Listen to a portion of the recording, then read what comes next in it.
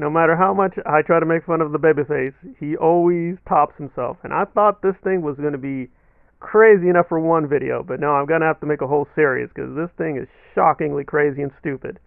But let's start off on a good note, where he's keeping it somewhat factual and somewhat realistic with Mario's box office performance, at least the opening numbers. Absolutely phenomenal. Absolutely phenomenal. And as the numbers show up here, just massive. Absolutely massive there. Now let's compare it with the biggest opening for a Disney movie, and this is Frozen 2.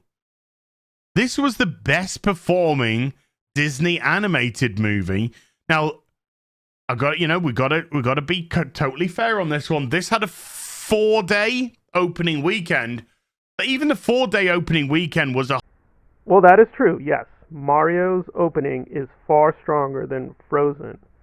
And so Frozen 2 has lost in terms of the opening comparison. However, Frozen 2's final box office in totality is definitely going to be way bigger than Mario. Even if you have the most optimistic outlook for Mario, even if you think it's going to make over $1 billion, it's not going to reach like Frozen 2. It's just not. I mean, the international numbers are crazy. Frozen 2 had nearly $1 billion. $1 billion in international numbers. Mario barely got into 200 million with the international numbers, so it's just not possible. It's going to be really hard to see how that's going to happen.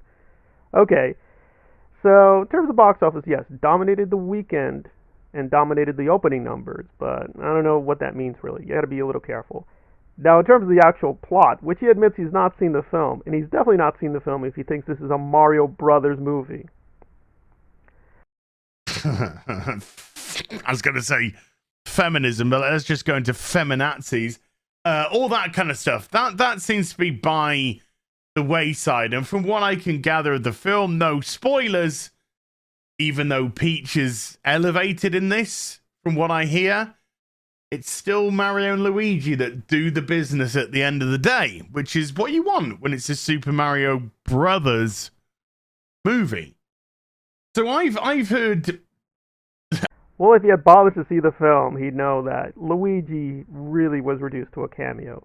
Really, the movie is Mario, Peach, Bowser. So how Peach could be so prominent, but not to him be feminist or a woman-led movie, I'm not even clear how he gets past that hurdle. But even putting aside that psychological shock, then he tries to draw in John Wick. Yes, the John Wick series, made for adults, full of sex and violence. And yes, we're going to compare it to Mario, an animated movie made for children. Okay, so where are we going to go with this one? Budget of 90 million.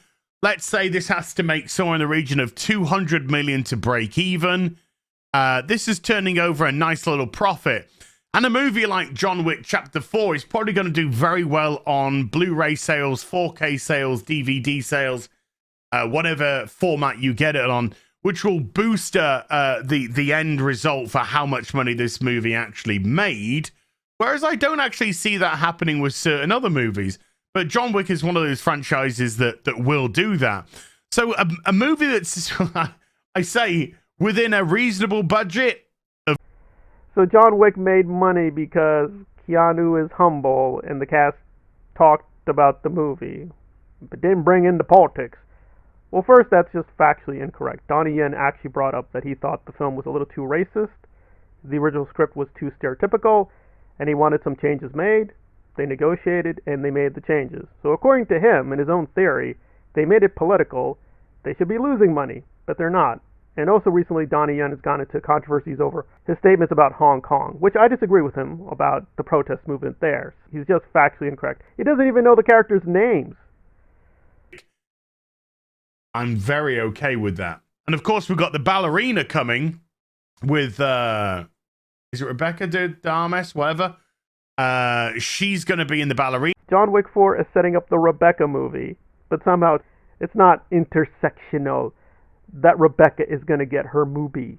It's also not a prequel. He thinks it's a prequel. It's a spin-off. These things have labels. Like, you're not even being half accurate. So this thing is just crazy talk in terms of what happened with John Wick versus Mario. How are we even making a comparison? I don't even know. But apparently, John Wick is like, yes, Top Gun. is, how has this movie been marketed? Well, Keanu Reeves comes on camera, exceedingly humble man. His cast, his crew, they come on camera. They have nothing but wonderful things to say about Keanu Reeves, about the process, about the film. Again, not berating their audience, not speaking down to their audience, not belittling their audience, talking about the film, bigging up the film. And again, John Wick 4 movie with none of that crap. Does he think that Keanu's a white man? Keanu's not white. Keanu's a person of color. This thing is just bafflingly crazy. I don't even know what the hell he's trying to say. I guess he's trying to say that Keanu is humble. Yes, he's been humble for decades. That didn't help The Matrix Resurrections. He has a certain style when he does interviews. Right. Okay? The cast talked about working with Keanu, liking Keanu. Right. All the cast talk about liking Keanu. That can't be why John Wick is making so much money. It's apples and oranges. I don't even think he knows what he's talking about with these films. He doesn't seem to have any real grip on the budgets or the box office or the performers. He doesn't even know the names. But let's close out with the Joker, where he even gets... Well, it's true. Joker was a massive box office hit. I'm not going to deny that. However, in terms of what he's interpreting, no, that's not the way it worked. They're independent, but smaller movies that come out can turn themselves over a tidy little profit, which will then allow that studio to then create something different.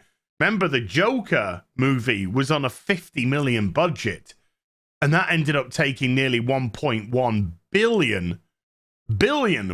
It is true Joker had a relatively small budget, but its budget is actually comparable to John Wick 4. If we're being fair, yes, maybe the cost of the movie itself was 50 million, but when you add in marketing, this thing is pretty upwards of at least 70, 80, maybe as much as $90 million.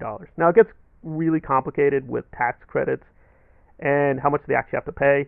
It gets a little complicated, but they did make a lot of this in New York and on the East Coast. I know this for a fact because I recognize those locations. That's definitely Newark, New Jersey.